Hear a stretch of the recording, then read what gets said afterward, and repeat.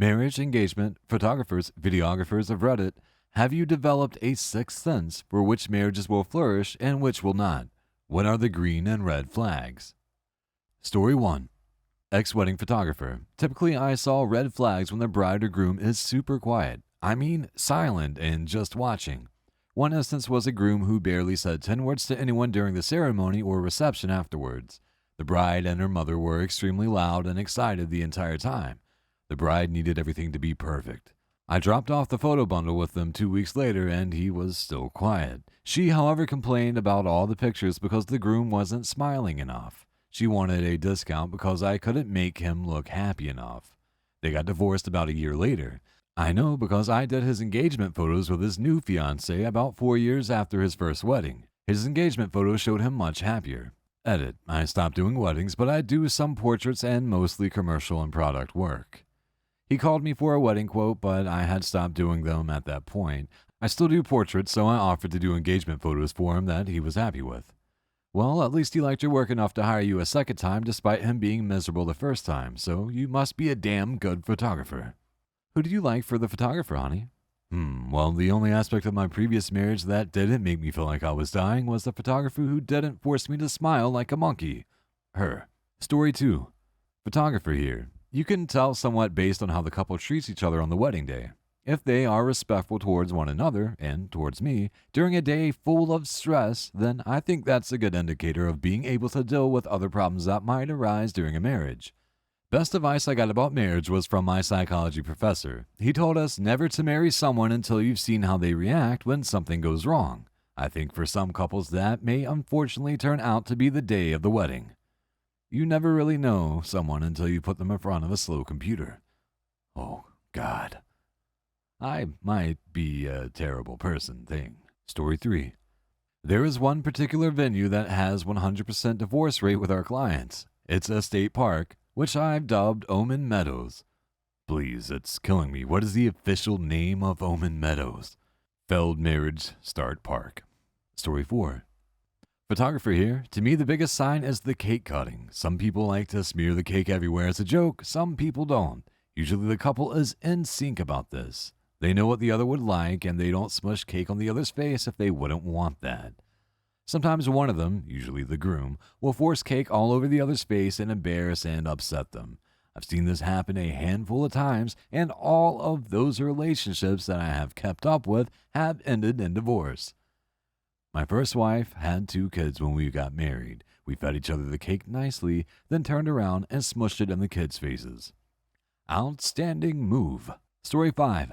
Red flag. The groom winking at both my assistant and I during the ceremony. He was not winking in the sense that he might have been tearing up or had something in his eye, but there was a part in the ceremony where the couple sat down and he would lean his head back in his chair, look past his soon-to-be wife, and wink at me, or look over his left shoulder and wink at my assistant. It was bizarre. That's just Morse code for, I'm a douchebag. Story 6. Cake artist here. I had a couple come in for a tasting. Appointment was for 7 p.m., but he was late. First half hour was just her. She told me they met at a stable where they both kept their horses. Those horses were going to be featured at the wedding as the bride and groom would ride them to the site, a beautiful farm venue. She described in detail her self-designed medieval gown, flower wreath in her hair, embroidered shoes like some from a museum. Sounded lovely. She wanted a cake like a castle, which was a specialty of mine. The whole wedding would be over the top, but not in a cringy way. Then he arrives.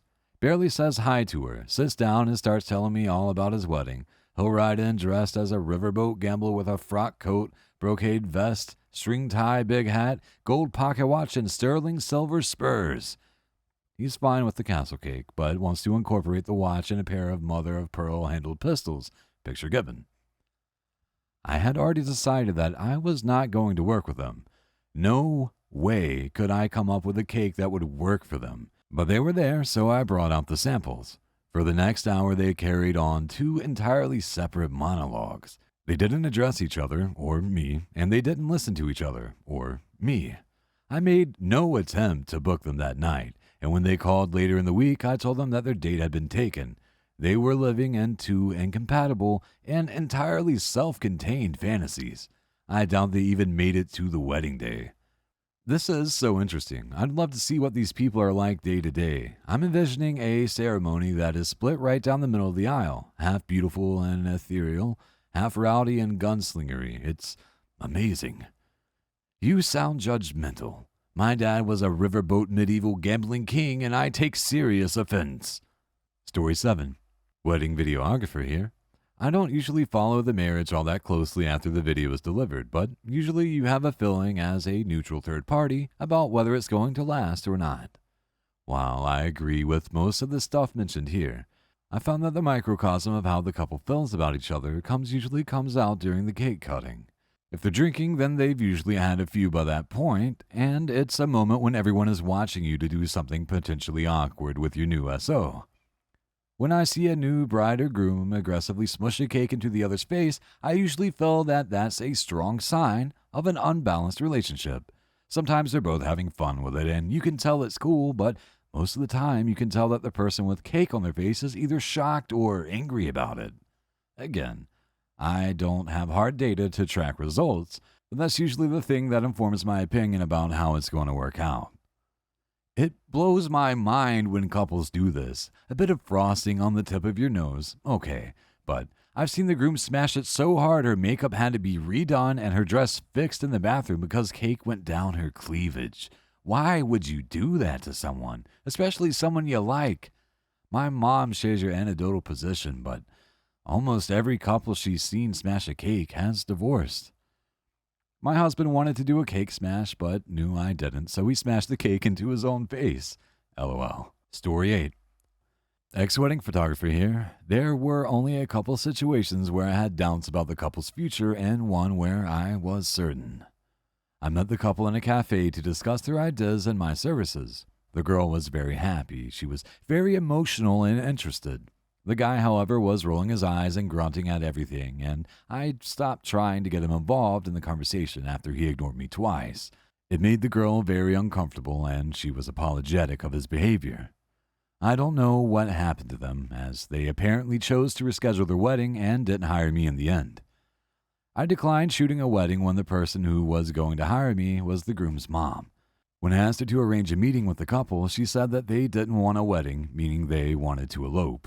And it was her initiative to celebrate it. I tried to play I want to hear the bride's ideas card, but she told me the bride has no ideas. She obeys the groom, and the groom obeys mom. So I'll only talk to the mom. So I declined. I hope the girl is fine. No one deserves a controlling mother-in-law. Finally, I was a guest and a photographer at my friend's wedding. The bridesmaid was wearing a short white dress, and she was chirping about her side hustle modeling for photos and catalogs, how her boyfriend saw her in so many wedding dresses so he won't be surprised when she wears one to the wedding, and how she called 8 bouquets already. This will be her 9th.